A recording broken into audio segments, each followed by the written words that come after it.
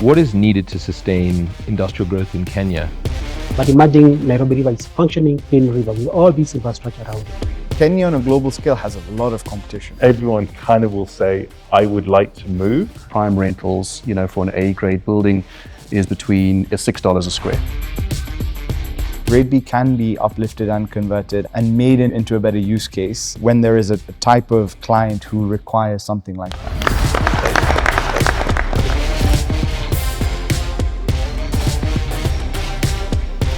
The 217 billion shilling road and Usali Expressway PPP signal infrastructure momentum in the country.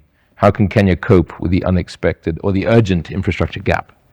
Kenya is a growing economy, it's a developing country, and certainly public infrastructure will remain part of the country's development milestones.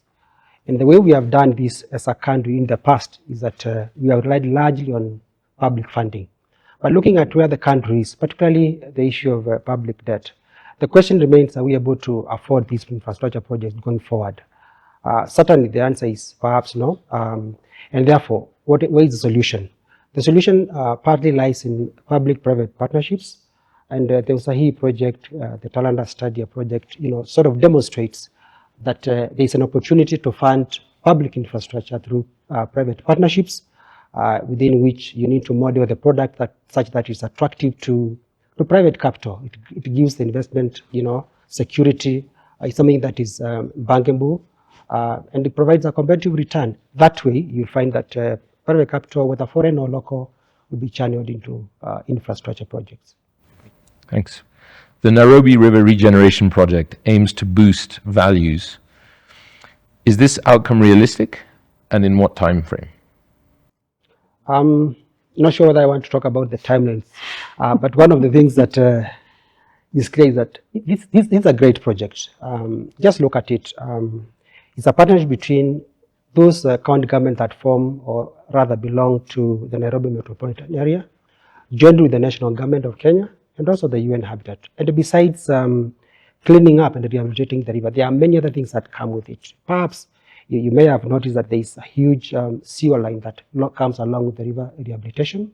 In addition, there is a lot of flood control infrastructure that is coming along, in addition to creation of public spaces and even opportunities for affordable real estate. So what this does is basically it's like an urban renewal project. So what is going to happen, there'll be, basically it has provided the ingredients for a thriving real estate development. You'll find that there'll be commerce, there'll be jobs created, besides public health issues being addressed. And therefore, looking at the properties, that are already along the corridor or that are existing, really, whether you are doing a greenfield or a brownfield, really, there's an opportunity for urban renewal. And this will be manifested in the form of capital growth, rental growth, great occupancies, and great yields in rental yields in the investment space. Yeah. So ultimately improving the values. Exactly. Okay. Is there anything else, because those are your two questions, is there anything else you want to add whilst you've got the camera right now?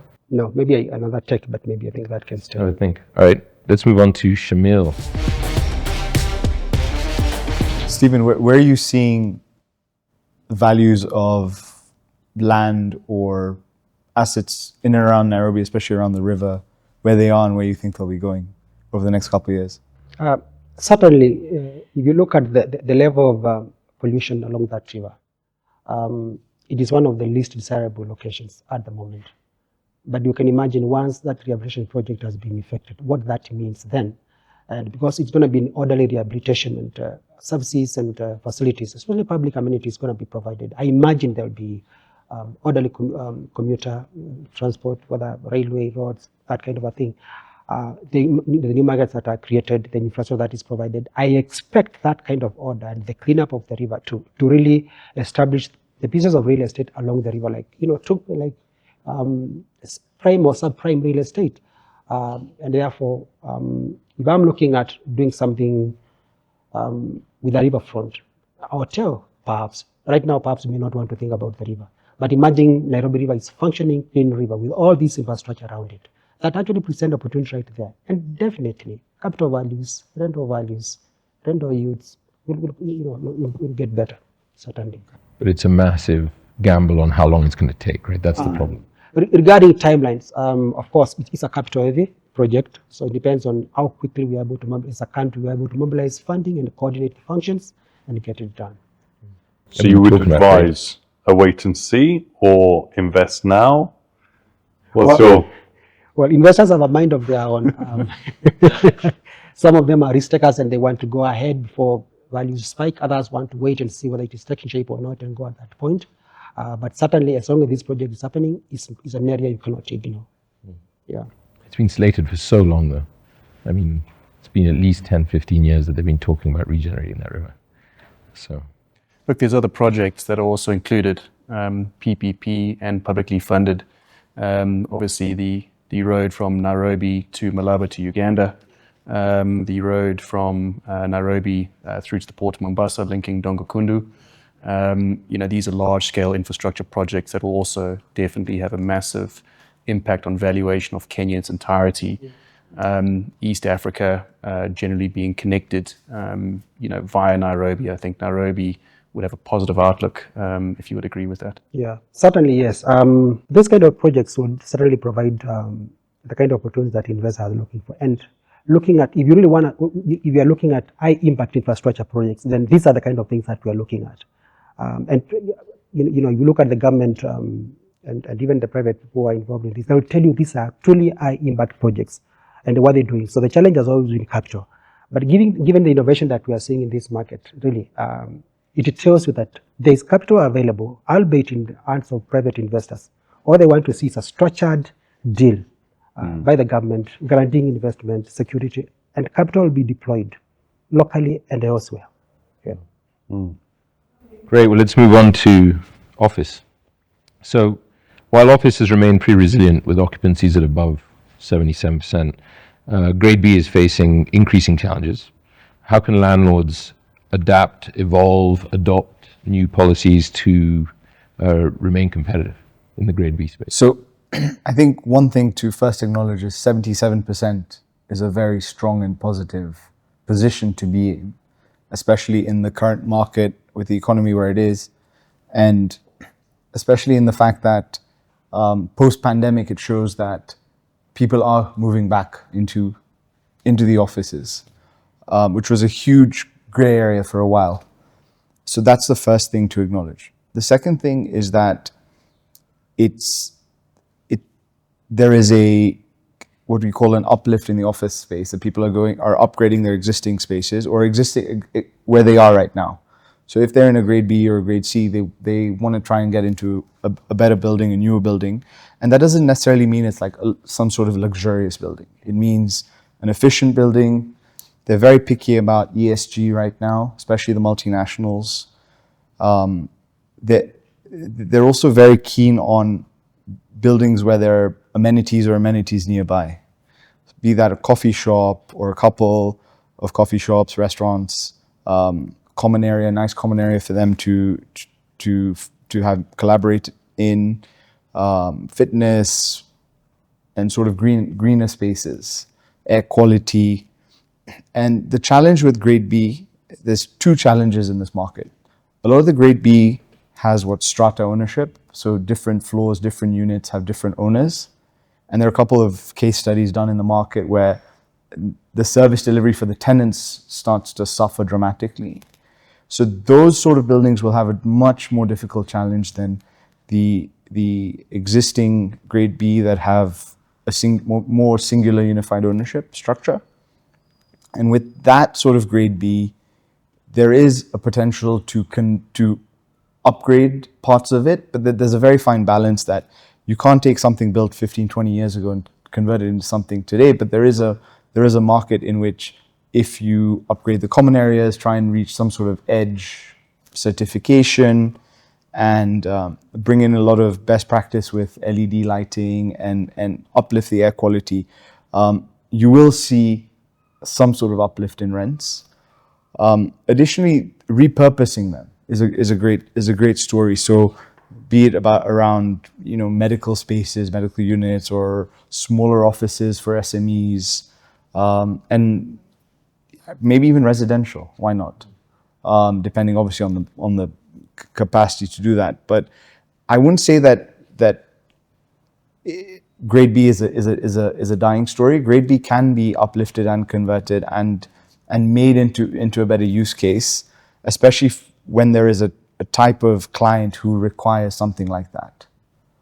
I don't know if that fully answers your question. Yeah, and it's, I mean, you're highlighting how complex a subject it is, right? Because you've also got local Kenyan companies that, like you mentioned at the beginning, are aspirational. You know, all companies are currently kind of aspirational to move into better space. So you'll have local Kenyan companies that are in the CBD. Maybe they're growing, maybe they're doing well, and they're thinking about, I'd like to move into something nicer. They don't have grade A budgets. They don't have dollar income. And they're saying, well, let's move into something that's nice, Kenya shilling based income. But at the same time, a lot of those buildings and a lot of those companies are also looking at ESG, which you mentioned, and saying, you know, let's look for a space that kind of ticks. So it sort of sits in that space, right? But the interesting part is that ESG is not just a box you need to tick. ESG is now becoming a sort of best practice even in your P&L, right? If you're able to make your energy more efficient in your business, then why wouldn't you want to save the money? Well, of course. Right? So it becomes a bit of a different angle that I think traditional landlords are not considering or not looking at but need to. And I think there is an opportunity in grade B, but it requires the right level of investment, because there are maybe some buildings where if you put in too much money, it makes it an unaffordable, you know. You won't get the rents, right? Exactly. Not only you not get the rents, you won't recover your money. Your money's probably better in the bank. So some of them can also look at exiting, right? And there's nothing wrong with that. Exiting the building, there'll be somebody who might want to pick it up, and they go and do something else. The guy who wants to pick it up, right? Yeah. Might want to pick it up, but the guy who wants to pick it up could repurpose it, yeah. you know, do all sorts of things. Yeah, I mean, the other point is this whole strata ownership thing, which is a mess. And it's something that, you know, we've discussed it before, and it's something I've always kind of fought against, is selling off single floors in buildings, because it just makes life so complicated. You know, it's so tempting, though, as a developer. Of course it is. It's the most tempting thing, because you hit You points. asked me about it. Yeah, because you hit points and you're like, you know what, let me just get out at this point or the other. But then I think and sometimes the short-term, you know, money value makes a lot of sense, but eventually in the long run, the building struggles, you struggle, and the tenants suffer. The tenants suffer ultimately. So that's the only problem I see with strata ownership. Yeah, I mean, the tenants suffer because, you know, we had a case in one of our portfolio properties where one of the owners put in a very different type of tenant, and it affected the rest of the building. And then their vacancy rates went up because people started leaving. They didn't renew leases. So, and then if you try to sell the entirety of the building, you can't. Because you've got a single, you know. Exactly. And the other problem is you can't control the mix of the tenants. So like you said, if you get a type of restaurant or nightclub or something in the building, and there's somebody else who's just running like a dental practice, right? Immediately there's a big disparity. So I think that there needs to be a better structure in how to sort of make these sort of buildings work. So I wouldn't club all grade B as bad grade B. I would say that you need to distinguish also within grade B. And does grade B have to aspire to be grade A, or could you, let's say in a Kenyan market, could some grade B owners maybe think that actually they're aspiring to be grade A, but they don't need to be, and actually if they just try and be best in class grade B, there's actually a huge market. There is a huge market. I completely agree. There's no need to go and aspire to be a grade A, because it's actually harder to remain a grade A longer term, and it's more expensive, obviously, right? And there is a market in the grade B segment which there's higher demand in, actually. So you'll tend to see, yes, there'll be a lower rent, there'll be a lower rate and all that, maybe a lower even type of tenant, but the vacancy rate tends to be a lot less, because you're able to get the market in as long as you're building as good standards and all that, in our experience. Also, I mean, and you can tell me this or not, but a bit like in hospitality, your international tenants tend to be a little bit more fickle. Correct. Whereas your domestic or regional clients, they're here. They're not going anywhere. They're here. They're more practical of the lay of the land, right? They understand the nuances. They understand why they are paying what they are and where they are. Yeah, we have international tenants who give us some interesting runarounds. Decisions are being made overseas, and we're holding space for them. The decisions change based on correct. shareholders. And they take a long time. But what's your experience in dealing with commercial tenants in this market? Look, we we strictly focus on A-grade space, EDGE certified, but there is definitely a huge gap in the market between what the existing stock is and what the A-grade rentals are. If you look at from a purely dollarized perspective, is that the rental costs in a traditional go down, that has very, very poor fundamentals, but that's irrelevant right now, is that the cost of these buildings are between $2.5 and $3.5 a square meter. The Knight Frank report, I think, is relatively accurate to say that prime rentals, for an A-grade building is between $6 a square. I think that there is appreciation upside for SEZ and compliant customs controlled areas, from our information, but that gap is too big. So let's call it B-grade stock. Should people be building something at $4 or $5 a square meter? However, it's becoming quite a complex formula, because with land prices increasing to industrial land prices increasing, between 40, 50, 60, 70 million shillings an acre, with construction costs ultimately, increasing in line with inflation, you're not going to build, an A-grade building, maybe even a B-grade building. You're going to be building a poor fundamental building with just that's new. So there's a huge amount of opportunity there, but difficult to crack that nut, because international tenants want fundamentals.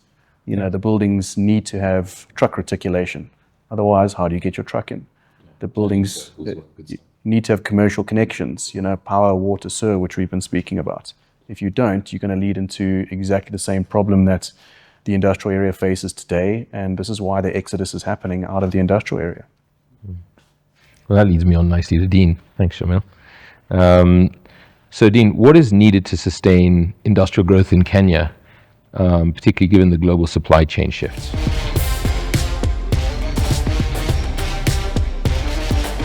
Look, it's been quite interesting. This H125 has seen, I would say, robust growth.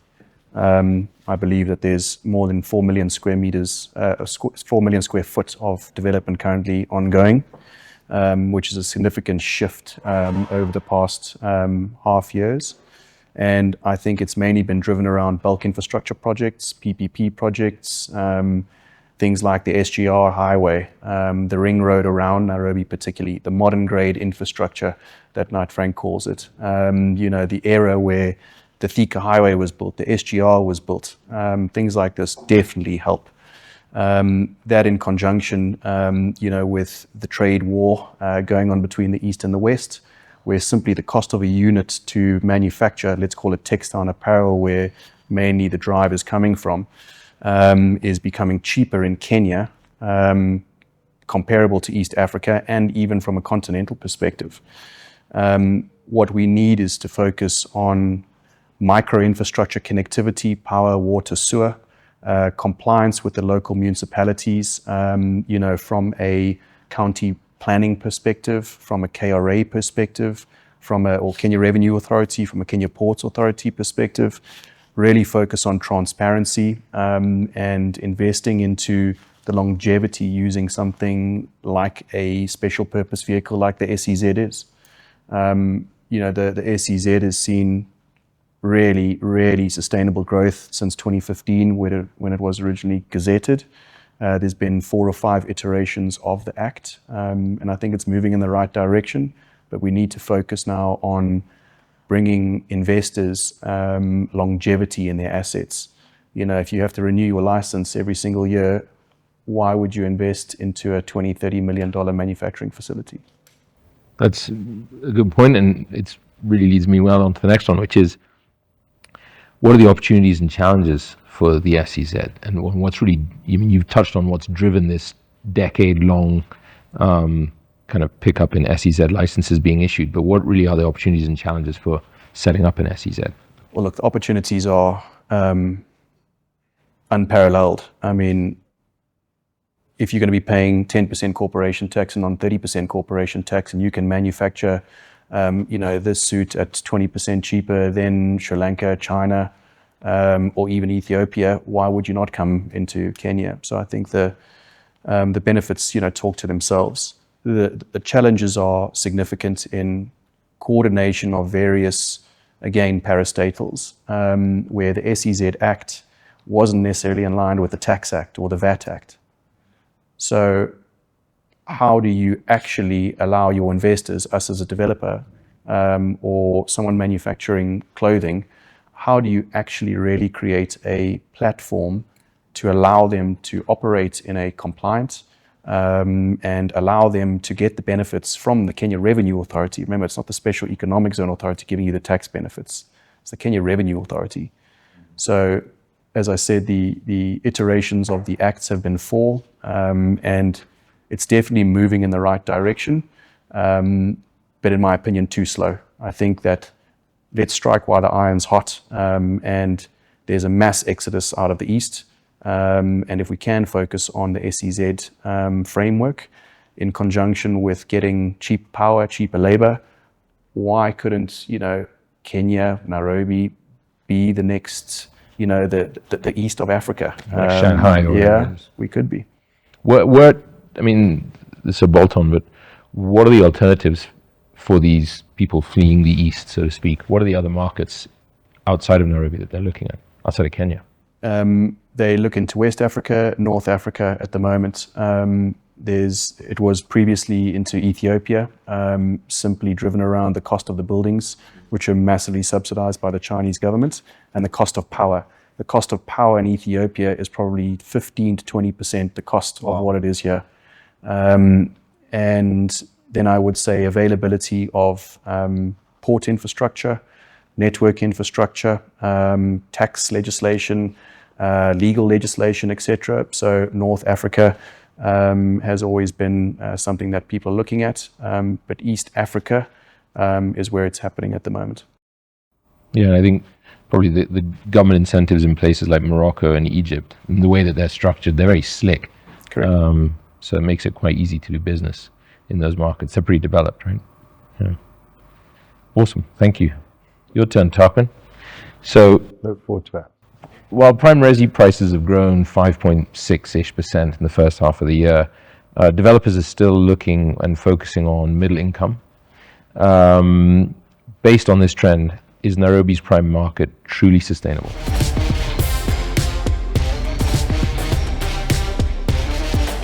I think the middle income sector is growing exponentially because we've gone through quite a big period of wait and see approach with developers. We had COVID, we had election, we've had quite a lot of uncertainty politically, economically, and so I think this year there's definitely been a shift in the first half of this year where developers have really looked back into the market, gone, we want to develop, we want to engage, and so that's where this sort of middle income sector is really growing from. But I'd also add that generally a lot of those developers are looking at sites that aren't necessarily in prime locations.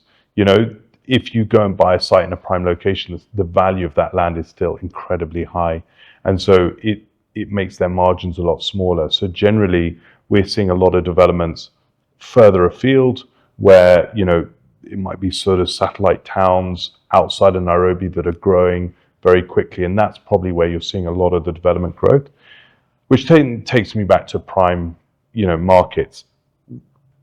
I see no slowdown, and that's purely because there is a lack of good supply to the market, and as long as that remains, we will always see that sort of prime market grow, whether it's Karen, Muthaiga, Kitsuru, Gigiri. There's always demand. We've got a major, although small, high net worth market in Kenya that's very active, and real estate is one of the biggest key investment vehicles they'll look at. And so while that remains, I think we'll always see quite a big interest in the prime real estate in Nairobi. Awesome. Following on from that, the Finance Act 2025 has removed certain tax incentives for expats. How do you expect that to affect the prime rental market? I think a lot of people thought that it would happen sooner because it has been going for so long. And so, although it might have been a shock, I don't think it was necessarily that surprising. Also, a lot of that was a number of years ago where it really suited probably UN embassies, while actually Kenya, from my outlook, is actually becoming hugely popular with multinationals, businesses coming into Kenya, the extremely high profile companies where they wouldn't necessarily have got those benefits anyway. So actually, I don't see any slowdown. I think that it's a way of life in Africa. Things change. We move with the times anyway. And prime real estate, prime rental prices will continue to grow because, again, there is a complete lack of stock. That's, if I look at 2024 and 2025, the key takeaway, although we might have had uncertainty in everything, whether it's sales or rentals, the growth is there just purely because we just do not have that stock. And while we're talking about more developers developing, they're developing apartments or they're developing middle income. Well, Knight Frank's general market has always been the prime real estate around, Kenya, specifically Nairobi, other places in Kenya. And so whilst, if there are developers out there and they're looking to get into that market, I'm really keen to sit down with them because we just don't have the stock that the market needs. Yeah, and I'll add to that by saying we've seen some occupancy issues in office related to the USAID cuts. We haven't seen the same in resi, is that right? It's very surprising because, as we sit down, we talk about these things. And I think it's also because whilst there are these cuts, I don't necessarily think there's been a mass exodus of those people leaving Kenya. Kenya still is a beautiful place to live, hugely for families, for, whatever the reasons are, it's still somewhere people want to stay. And I guess in some ways, they're probably first, maybe in 6 months, a year, we might see some people leave just when they haven't found another job or something has changed, or, they're hoping that this USAID will pick up for their particular, industry. But we just haven't seen. And I think a lot of it is also, if you go and you talk to people, what they're looking for, what they would like, everyone kind of will say, I would like to move, but they're so scared because they just know that if their landlord gets wind or whatever, they'll lose out on their property or their property will be rented to someone else because although they want to move, there's always someone else. So generally people are just sort of sitting tight and waiting. And landlords are, the majority of landlords that I talk to with their tenants, if they've got a happy tenant, they're not trying to increase the rent exponentially. They're much happier just to have a very steady income, making sure the rent is paid on time. And if tenants are doing that, then there's no desire to kick those tenants out or increase the prices so high that would force them to move. So yeah, we're not seeing any big exodus of people. We've got some difficult landlords with putting prices up to silly levels though. Yeah. I guess the only thing I might add, which does come up a lot that I've heard about is, there's a lot of talk about the UN relocating 3 offices to Kenya, and it's something that a lot of people do want to talk to me about. But in truth, it's talk. I don't know, and maybe someone on this panel might say something different, but I don't know factually exactly what's going to happen. I think there will be new offices, but are they going to be employed or let's say, are they going to be people from Kenya or are they going to be families from New York? There's this desire from the prime landlords, should we say, that, it's all going to be from New York. But in truth, I just don't see that happening. In my view, there will be 1 or 2 that will come from New York, probably to lead, train, develop. But I actually think it's going to be really good for Kenyan people looking for jobs in Kenya, working in the UN, because I actually think that these offices will be serviced by local workforce rather than international. And that means the prime markets won't get affected again. Yeah, there's a lot of gray area around and so many mixed stories coming out about this UN move and how many people are actually moving here versus the actual functions moving here to be filled by Kenyan staff, whether they're coming from Geneva, New York, et cetera, and when it's going to happen. Right? We do know that they're upgrading their offices on campus and adding a big convention center. That's happening. But who's going to fill that space? That's the question, right? But good point. I mean, go for it. Can I just ask you a question? Sorry, you're talking about the resi developers right now and what you're seeing. Talk to us about what we were talking about earlier, strata apartment owners or residential owners versus full sort of developed single entity owners and those. And is it better right now to be in the rental space, the develop to sell space? What's your take on all of that? Yeah, really good question. I think generally in the past, it has always been build to sell model. I think generally that is the Kenyan model. I think that a lot of developers are quite highly leveraged and build. But funnily enough, probably this year, I've had 2 or 3 meetings with developers saying, I want to do build to rent. I'm not interested in build to sell. I want to do the build to rent. I believe that, and I think a lot of that, but I might add that that is the prime real estate. That's prime areas where there's not going to be an influx of supply. So they can control the market kind of. If they build the right thing, they can hold that market. You know, there's a couple of people in Gigiri, and I guess in Gigiri, they're very much banking on the UN and the offices. So I do think that that's why I love working, I guess, in Kenya and Africa, because it's never stagnant. There's always a change. There's always an opportunity, and it's always changing. And one year it might be build to sell, next year it's build to rent, then it will be something different or whatever. But there's opportunities in everything. And I think a lot of it revolves around what we've all spoken about, is what infrastructure is around, what opportunities are there, and what are we building? You know, what are the plans for that developer to do that is going to match the requirements of the supply? And if that links up, it doesn't really matter what you do, but it's an opportunity.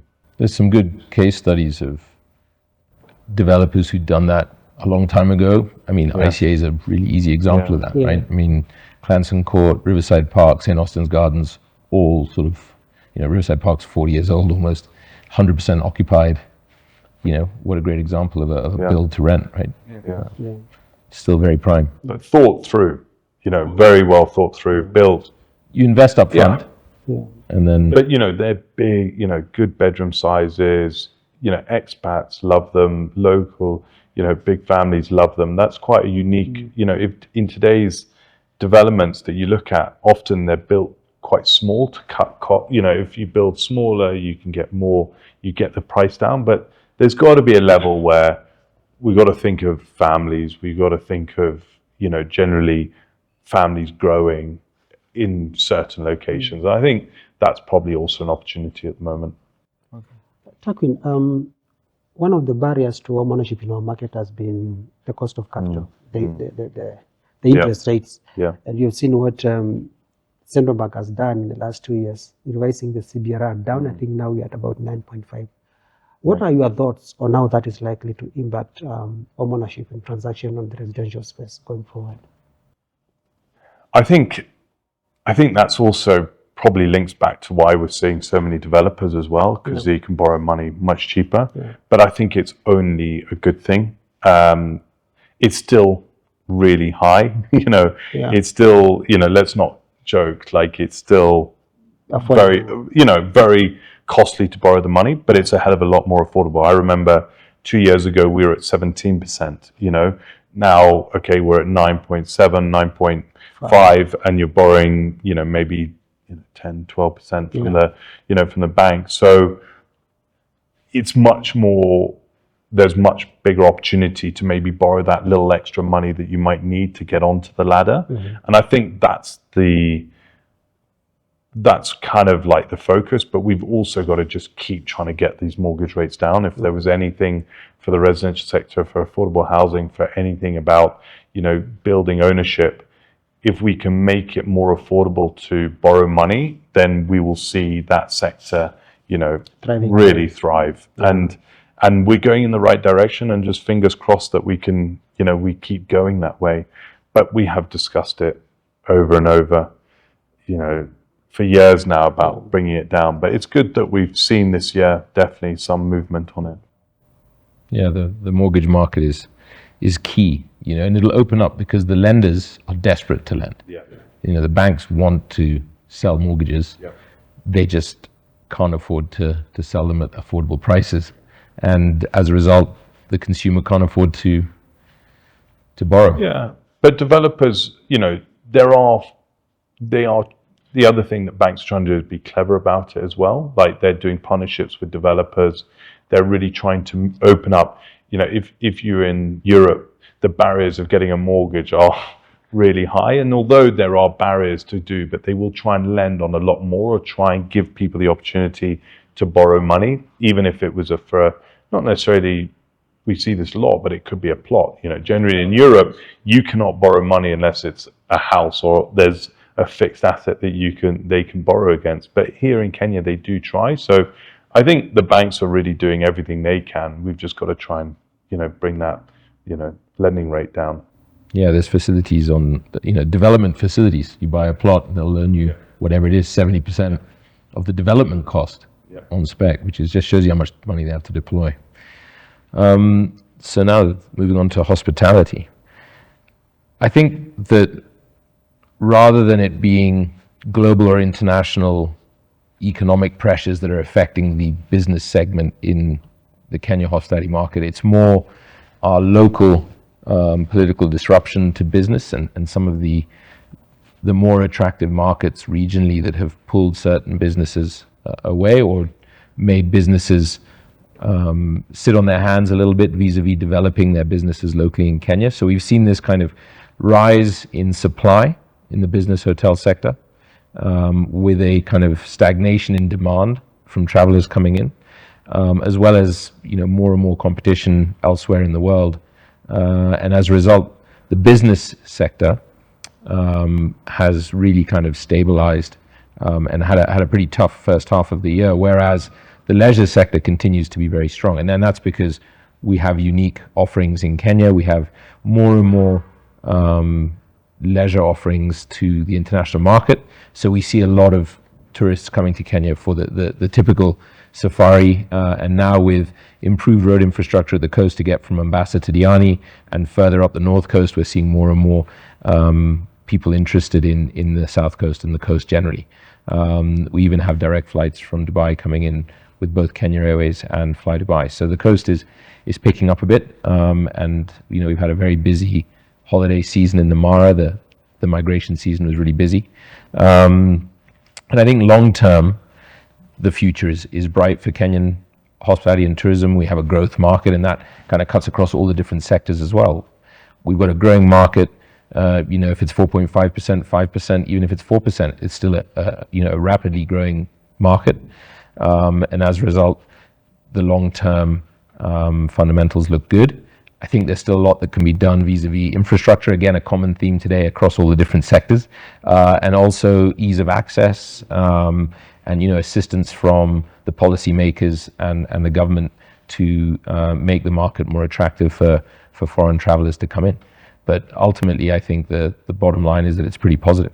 I don't know, Shamil, as a hotel owner, whether you want to share any views on that as well. No, I agree. I agree completely. The business hotels are struggling.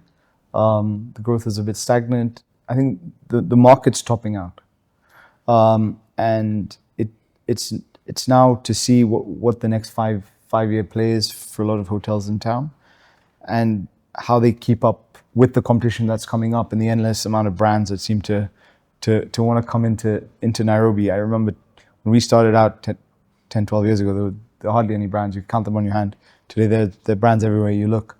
So I think the feasibility of hotels really needs to be deep dived now and looked at from a more mature market standpoint than a developing market standpoint. And the opportunities are only in the niches now. We really have to go deep dive and look for those and see where to make it work. And Shamil, do you think, there's a quite interesting case study, out of Johannesburg, where in the CBD specifically, where I think is designed very similarly to what's going on in the Nairobi CBD. There's a large amount of B-grade office stock, which kind of segues into the consequential question. Is there opportunity? Because personally, I think the CBD is amazing. It's designed well, is beautiful heritage buildings, etc. Could you buy one of these older hotels, which a couple of them are on the market, I believe, convert them into a B-grade office for a BPO, or convert it into a resi type of development? I think some of them have traded, some of them haven't traded for a bit more complicated reasons that are played out in the press. But the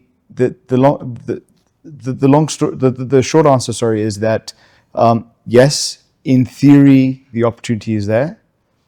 I think practically, when it comes down to execution and looking at some of the older hotel assets, they're not able to be converted so easily, maybe due to FLS reasons or that. But I think some of the older office stock in the CBD, depending how the CBD plays out in the next 5 years, because we've seen it become a lot more congested and stuff.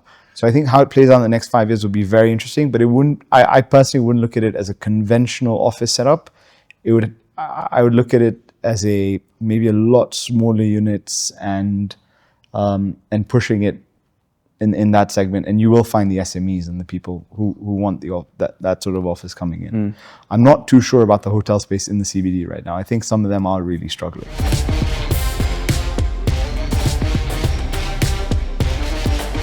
To be honest, I think there is a space for branded budget hotels or hotel rooms in the CBD.